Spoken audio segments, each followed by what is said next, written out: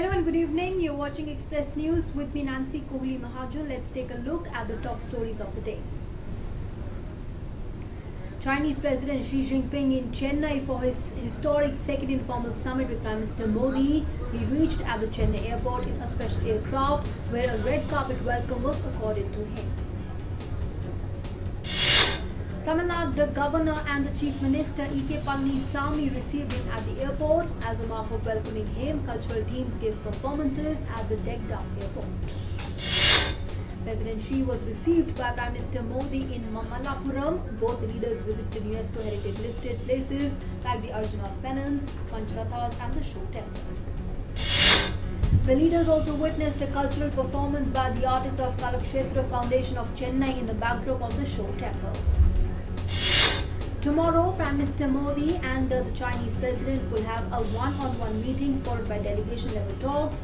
Being an informal summit, both the leaders would engage themselves in an open and candid talks touching upon several subjects of bilateral, regional and global importance. Prime Minister Modi holds special dinner for Chinese President in Mamallapuram. The menu reflected the sweeping diversity of the South Indian culinary traditions. Vice President M. Venkaiah Naidu held delegation-level talks with the President of Comoros. India and the Comoros signed MOU on defence cooperation besides inking important agreements on health and culture. India and Comoros decided to exempt each other from the visa requirement for the holders of diplomatic and official passport for short visits. Comoros citizens have already been granted e-visa facility by the Government of India. The Vice President also said that being maritime neighbours, India and Comoros have excellent scope of collaboration and cooperation and enhancing defence ties, especially in the maritime domain. The Vice President also said that the two countries share friendly and cordial relations which are historical. He added that both the countries face similar challenges and have identical views on important regional and global issues. The Vice President also added that there can be no justification for any act of terror irrespective of motivations. The Vice President was awarded the Order of the Green Crescent, the highest civilian honor of Comoros, by Comoros President in Moroni. The Vice President accepted the honor with utmost humility on behalf of 1.3 billion Indians. He said a common vision unites both the countries. Ahead of Maharashtra Assembly elections, the BJP National President Amit Shah addressed a rally in Buldana. He said Prime Minister Modi has done something that no other leader could do in 70 long years.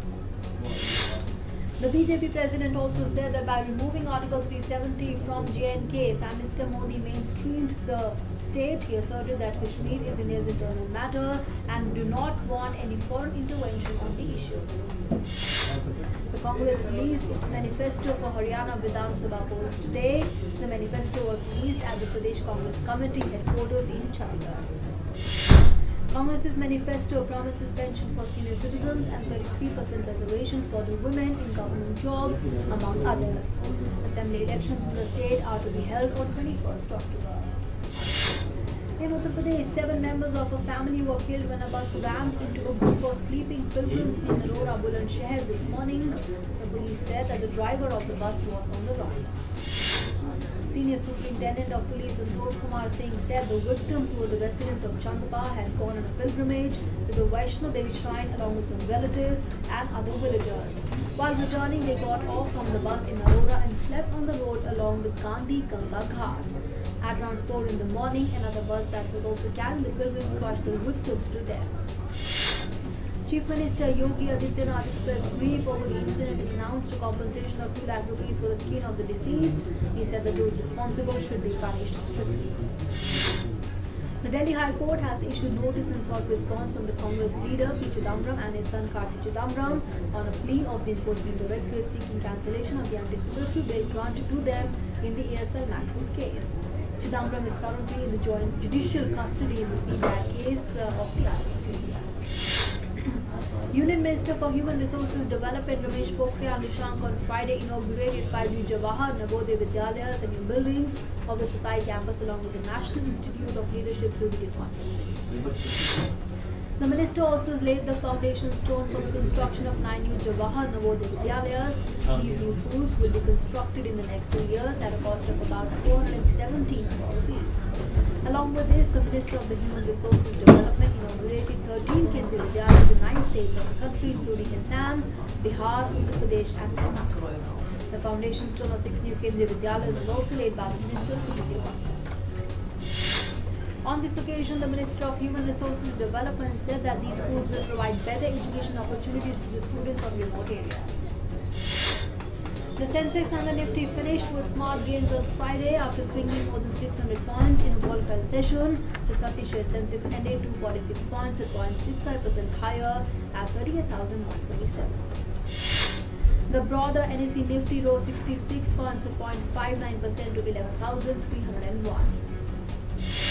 Meanwhile, the Indian rupee appreciated marginally to 71.03 against the US dollar in Friday. The Brent crude futures, the global oil benchmark, surged 1.7% to $60.16 per barrel. The gold prices on Friday rose 126 rupees to 39,160 rupees per 10 grams in the national capital on a weaker rupee and the festive demand, according to HDFC Securities. The silver prices also jumped 380 rupees to 46,900 rupees per kilogram and 46,520 rupees per kilogram in the previous trade, according to data from HDFC Securities. Union Finance Minister Nirmala Sitharaman said that the government is in talks with the automobile sector and is doing everything in its capacity to resolve their grievances. The minister also said that discussion on the privatization of Air India, MTNL and the BSNL is going on, but no decision has yet been taken. As crude oil rates continue to slide in the global markets, the petrol and diesel prices are also seeing a downward trend in the country. On Friday, petrol prices in Delhi and Mumbai fell down by 12 paise a litre, 11 paise a litre in Kolkata and 13 paise a litre in Chennai. Union Minister Nityanand Rai launched a website www.railways.delhipolice.gov.in, a mobile application to facilitate the railway police in addressing complaints of passengers from across India and crime detection by integrating the criminal database online. Energy Efficiency Services has entered into an agreement with the BSNL to install 100 electric cars public charging stations in Punjab with the objective of building electric vehicle infrastructure in the BSNL, the Punjab Telecom Circle area, and explore synergy for further promoting the EVs. Toyota Motor Corp unveiled a completely redesigned hydrogen-powered fuel cell sedan in its latest attempt to revive demand for the niche technology. Bill McDermott, the American chief executive of massive German business of maker SAP, will quit after a decade in charge. A member of the DAX Blue Chip Index in the Frankfurt stock market, SAP boasts a market capitalization of almost $143 billion. British inventor James Dyson has dropped out of the race to produce electric cars in the face of stiff competition and after criticism of the billionaire's decision to build a vehicle in Singapore. Nobel Peace Prize 2019 to be awarded to Ethiopian Prime Minister Abiy Ahmed Ali for efforts to achieve peace and international cooperation, in particular for his decisive initiative to resolve the border conflict with neighboring Eritrea, Ethiopia, and Eritrea.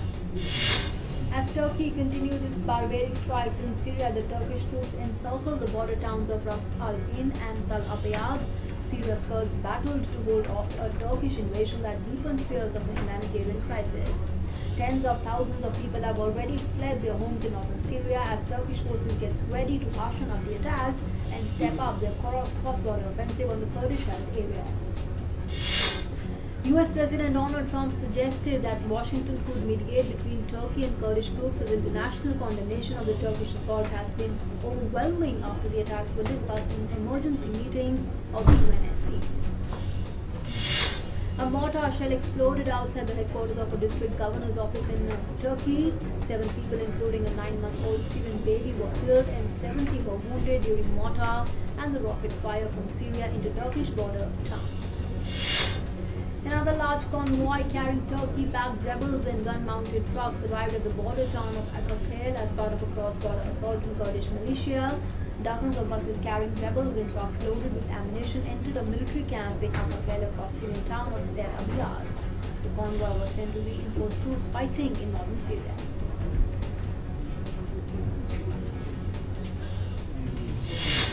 Syria's Deputy Foreign Minister Faisal Maghdad said that Damascus would not resume dialogue with the Kurdish-led forces that were facing a Turkish assault to oust them from northeast Syria. Around 2,000 Kurds took to the streets of downtown Sulaymaniyah in protest against the Turkish military operation in northeast Syria. The protesters responded to calls made by Syrian democratic forces on social media to demonstrate against the Turkish military operation.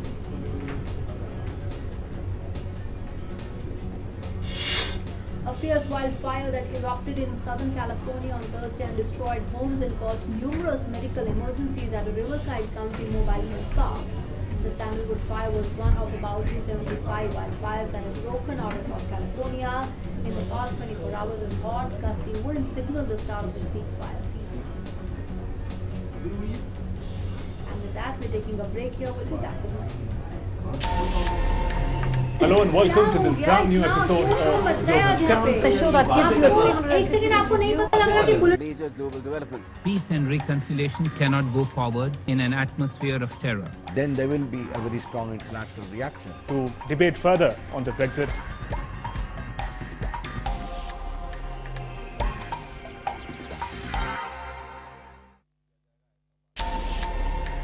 Hello and welcome to this brand new episode of Global Scan. The show that gives you a 360-degree view of the major global developments. Peace and reconciliation cannot go forward in an atmosphere of terror. Then there will be a very strong international reaction. To debate further on the Brexit.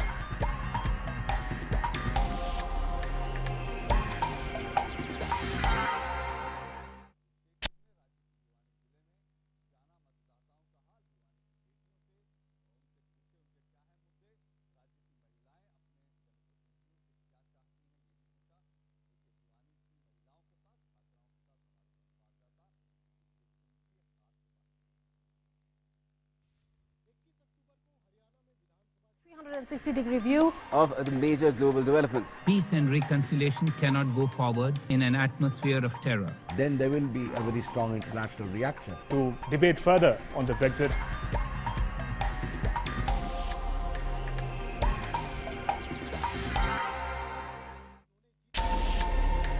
Hello and welcome to this brand new episode of Global Scan. The show that gives you a 360-degree view of the major global developments. Peace and reconciliation cannot go forward in an atmosphere of terror. Then there will be a very strong international reaction. To debate further on the Brexit.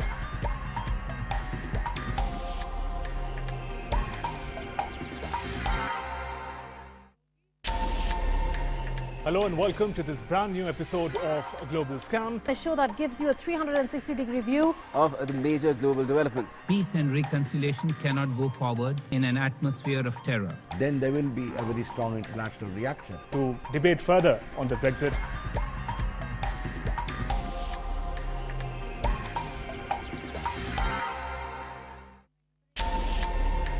Hello and welcome to this brand new episode of Global Scan. The show that gives you a 360-degree view of the major global developments. Peace and reconciliation cannot go forward in an atmosphere of terror. Then there will be a very strong international reaction. To debate further on the Brexit.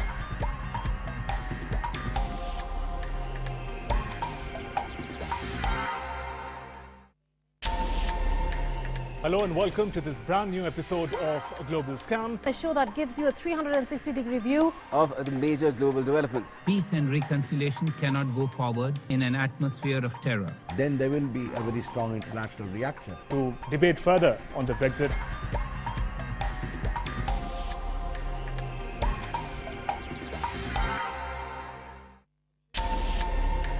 Hello and welcome to this brand new episode of Global Scan. The show that gives you a 360-degree view of the major global developments. Peace and reconciliation cannot go forward in an atmosphere of terror. Then there will be a very strong international reaction. To debate further on the Brexit.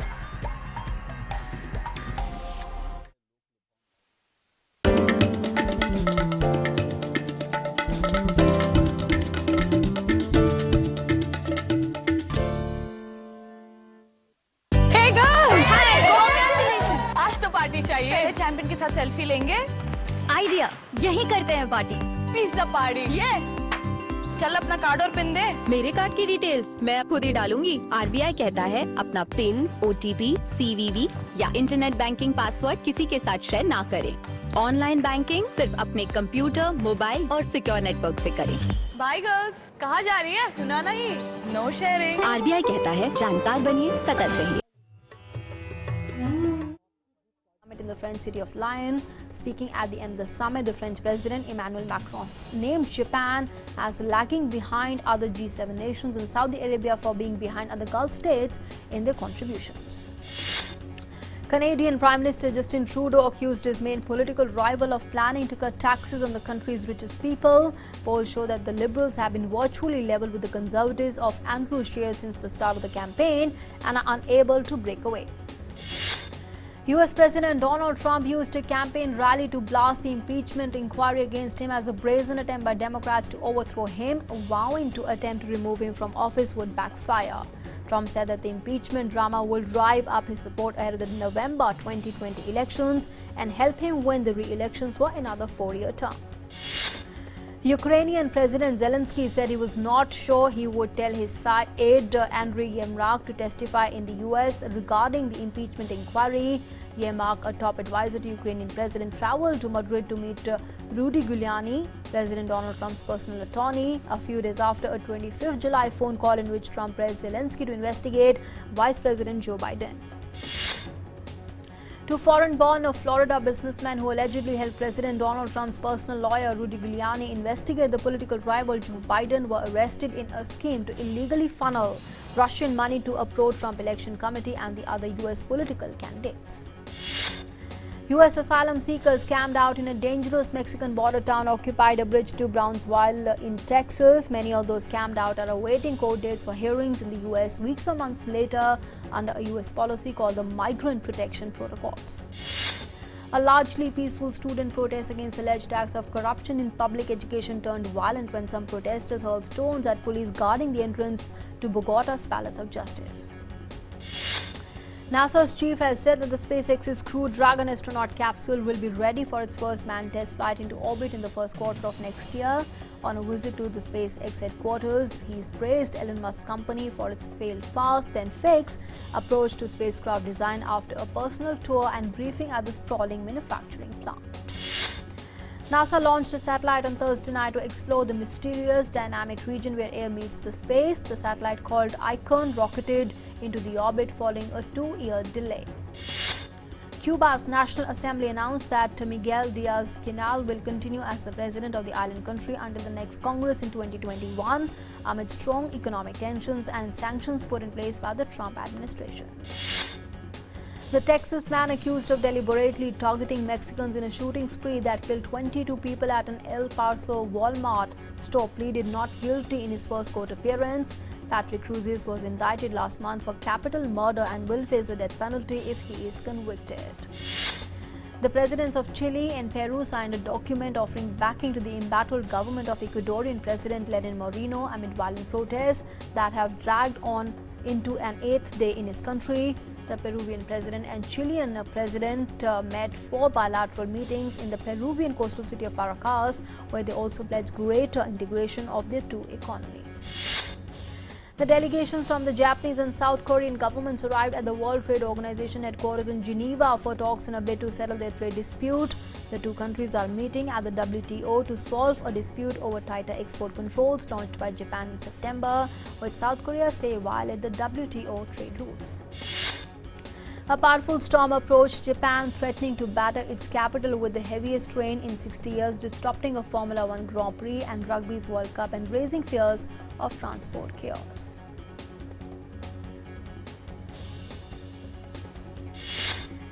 And with that, it's a wrap on the Express News this evening. Thanks for being with us.